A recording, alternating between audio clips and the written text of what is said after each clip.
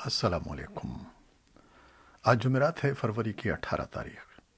पाकिस्तान में इस वक्त शाम के 7, भारत में 7:30 और यहाँ हमारे स्टूडियोज़ की घड़ियों में सुबह के 9 बज रहे हैं। वॉइस ऑफ अमेरिका वाशिंगटन की उर्दू सर्विस से मैं हूँ खालिद हमीद, खबरों के एक बुलेटिन के साथ। अमेरिका के सदर जो बाइडन ने कोविड-19 से मुतासर होने वाले अमरीकियों की मदद के लिए $1.9 ट्रिलियन के जिस पैकेज का ऐलान किया है, उसकी कांग्रेस से मंजूरी अभी बाकी है।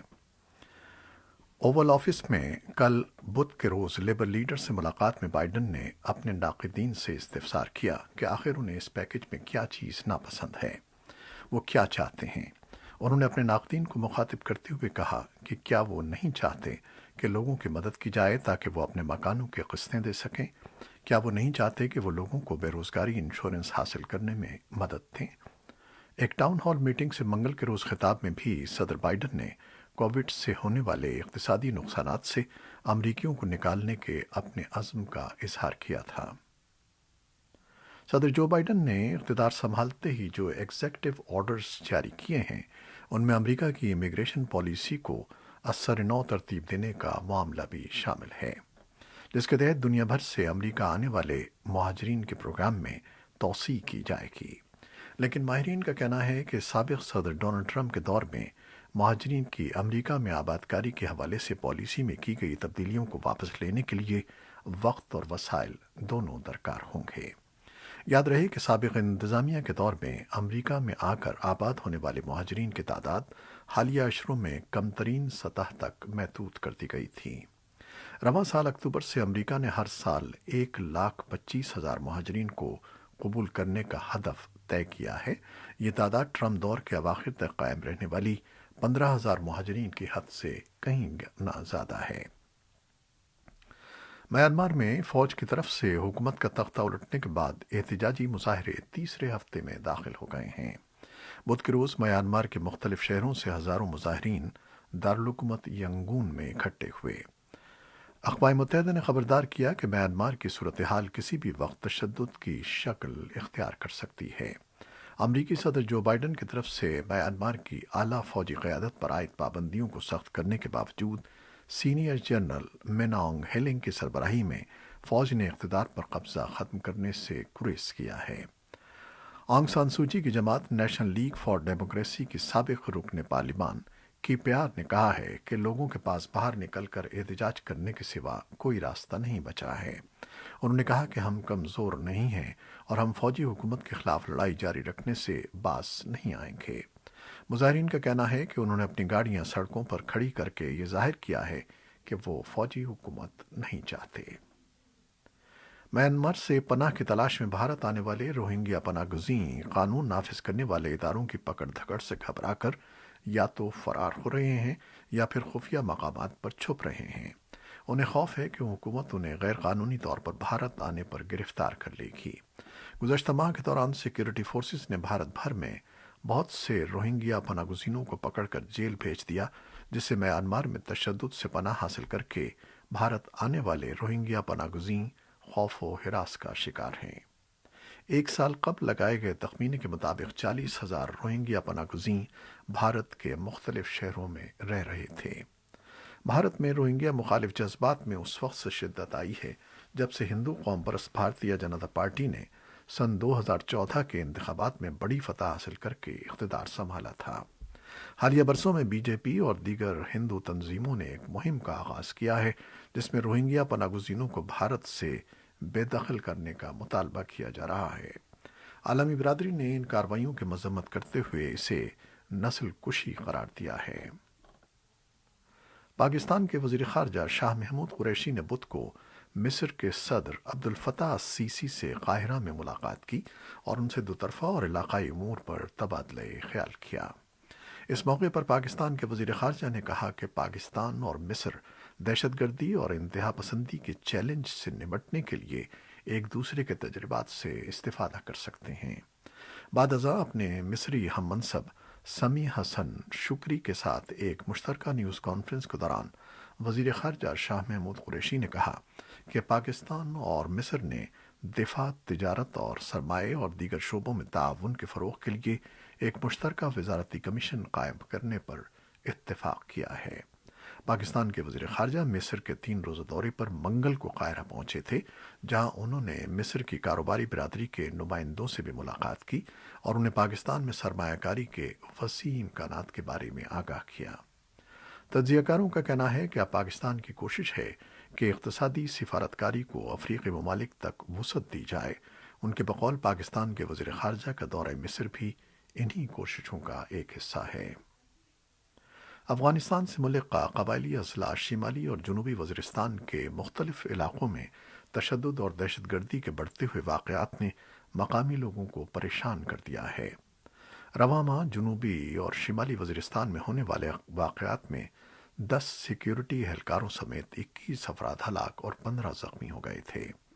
جنوبی وزیرستان میں اتوار کی رات سے کرفیو جیسی صورتحال جاری ہے اور سیکیورٹی فورسز کے اہلکار تشدد کے واقعات میں ملوث عناصر کی گرفتاری کے لیے سرچ آپریشن کر رہے ہیں۔ صوبائی حکومت کا موقف ہے کہ سرحد پار افغانستان میں عسکریت پسندوں کا اتحاد اور افغانستان میں قیام امن کے عمل کے خلاف عسکریت پسندوں کی کارروائیاں وزیرستان میں تشدد کی بڑی وجہ ہیں۔ افغان صدر اشرف غنی اور امریکی وزیر خارجہ اینٹنی بلنکن نے ٹیلی فون کے ذریعے بات چیت کے دوران دو طرفہ تعاون بڑھانے کے امکانات کا جائزہ لیا ہے۔ افغانستان کے صدارتی محل سے جاری ہونے والے ایک بیان میں کہا گیا ہے کہ امریکی وزیر خارجہ بلنکن نے دہشت گردی کے خلاف افغان سیکیورٹی فورسز کی قربانیوں کو سراہا۔ ادھر برسلز میں نیٹو کے وزرائے دفاع کا اجلاس جاری ہے، جس میں افغانستان میں نیٹو کے مشن کے مستقبل کے حوالے سے اہم فیصلہ کیا جائے گا۔ نیٹو کے سیکریٹری جنرل نے بدھ کے روز ایک بیان میں کہا کہ نیٹو وزرائے دفاع افغانستان میں امریکی اور نیٹو افواج کے موجود رہنے کے حوالے سے اہم فیصلے کریں گے۔ افغان تجزیہ کار امر اللہ امان کا کہنا ہے کہ نیٹو کے سیکریٹری جنرل اور امریکی حکام کے حالیہ بیانات سے ظاہر ہوتا ہے کہ غیر ملکی فوجیں افغانستان میں 1 مئی کے بعد بھی موجود رہیں گی۔ ایک اور تجزیہ کار نجیب آزاد کا کہنا ہے کہ افغانستان میں غیر ملکی فوجوں کی موجودگی ملک میں استحکام کی ضمانت فراہم کرتی ہے۔ افغانستان میں سیکیورٹی کے قومی ڈائریکٹوریٹ نے افغانستان میں 2 روزہ کانفرنس کا اہتمام کیا تھا، جس میں پاکستان سمیت 5 علاقائی ممالک اور 5 وسطی ایشیائی ممالک کی خفیہ ایجنسیوں کے 6 سربراہ شریک ہوئے۔ افغان خفیہ سروس NDS کے سربراہ احمد ضیاء سراج کا کہنا ہے کہ یہ کانفرنس پیر اور منگل کے روز منعقد ہوئی، جس میں مذکورہ ممالک کی خفیہ ایجنسیوں کے درمیان تعاون پر غور کیا گیا۔ انہوں نے کہا کہ امریکی خفیہ ایجنسی CIA کا نمائندہ بھی اجلاس میں موجود تھا۔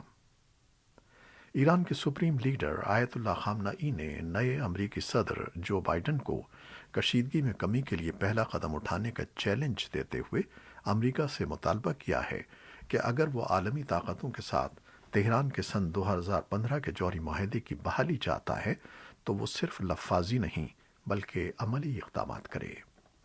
ایران نے صدر بائیڈن کو سابق صدر ڈونلڈ ٹرمپ کی طرف سے ایران پر عائد پابندیاں ختم کرنے کے آغاز کے لیے اگلے ہفتے کی ایک ڈیڈ لائن دی ہے۔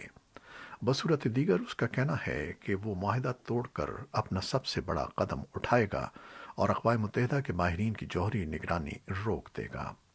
ٹیلی ویژن پر ایک خطاب میں خامنہ ای نے کہا کہ ہم نے بہت سے اچھے الفاظ اور وعدے سن لیے ہیں جو عملی طور پر توڑے گئے اور ان کے برعکس اقدامات کیے گئے۔ صرف الفاظ اور وعدے کافی نہیں ہوتے، اس بار ہم دوسری جانب سے صرف ایکشن چاہتے ہیں اور ہم بھی ایسا ہی کریں گے۔ امریکہ نے بدھ کے روز تہران پر زور دیا تھا کہ وہ معاہدے کے تحت اپنے وعدوں کو نقصان پہنچانے کے اقدامات کو روکے اور ان سے اعتراض کرے۔ امریکی فوج کے ہزاروں اہلکاروں نے کورونا ویکسین لگوانے سے انکار کر دیا ہے، البتہ افسران مسلسل انہیں ویکسین سے متعلق انٹرنیٹ پر موجود افواہوں پر دھیان نہ دینے کی ہدایت کر رہے ہیں۔ امریکی ایئر فورس کے میجر جنرل جیف ٹیلیفرو نے بدھ کو کانگریس کو بریفنگ کے دوران بتایا کہ ابتدائی اعداد و شمار کے مطابق فوج کے 2/3 اہلکاروں نے ویکسین لینے پر رضامندی ظاہر کی تھی اور کہیں یہ تعداد بہت کم ہے۔ اقوام متحدہ کے سیکریٹری جنرل نے بدھ کے روز دنیا کی سب سے بڑی معیشتوں سے ग्लोबल कोविड-19 वैक्सीनेशन के एक प्रोग्राम की प्लानिंग और कोऑर्डिनेशन के लिए एक टास्क फोर्स तश्कील देने की अपील की है। ग्लोबल वैक्सीन रोल आउट पर सलामती कौंसिल की एक आला सतह की वर्चुअल मीटिंग में एंटोनियो गुटरेस ने कहा कि दुनिया को फौरी तौर पर एक ग्लोबल वैक्सीनेशन प्लान की ज़रूरत है जो उन तमाम को इकट्ठा करे जिनके पास दरकार इख्तियार, साइंसी महारत और प्रोडक्शन और माली वसाइल हों। उन्होंने कहा कि मेरा ख्याल है कि ग्रुप 20 के पास एक ऐसी इमरजेंसी टास्क फोर्स की तश्कील की सलाहियत है जो ग्लोबल वैक्सीनेशन के ऐसे किसी प्लान की तैयारी और उस पर अमल दरामद और माली वसाइल की फराहमी के लिए कोऑर्डिनेट कर सके।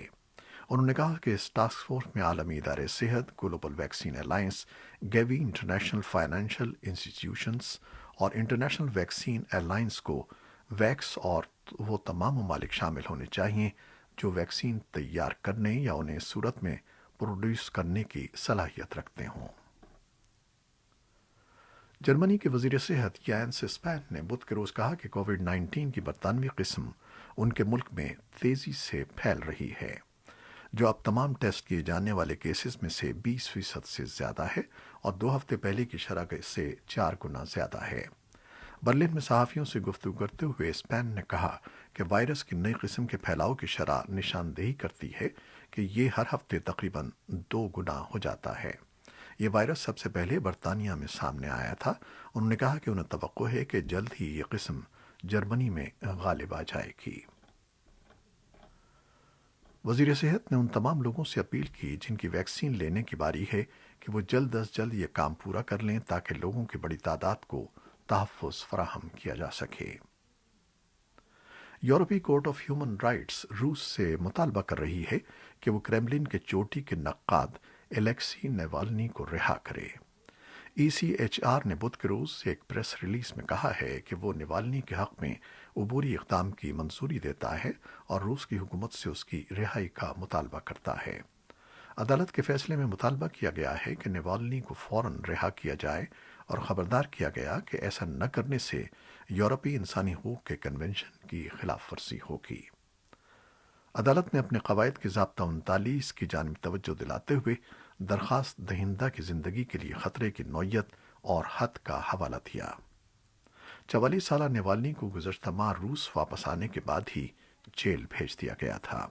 मॉस्को ने कहा है कि नेवाल्नी ने अपनी प्रोबेशन की शराइत की खिलाफ वर्जी की है जब वो अपना इलाज कराने के लिए जर्मनी में मुकीम रहे। नेवाल्नी को ये सज़ा सन 2014 में गबन के इल्ज़ाम में कसूरवार ठहराते हुए दी गई थी। इसके साथ ही खबरों का ये बुलेटिन ख़त्म होता है। हमारा ये बुलेटिन वेबसाइट पर भी पोस्ट कर दिया जाता है और फेसबुक पे भी आप इसे देख सकते हैं। खालिद हमीद को अब इजाज़त दीजिएगा। अल्लाह हाफ़िज़।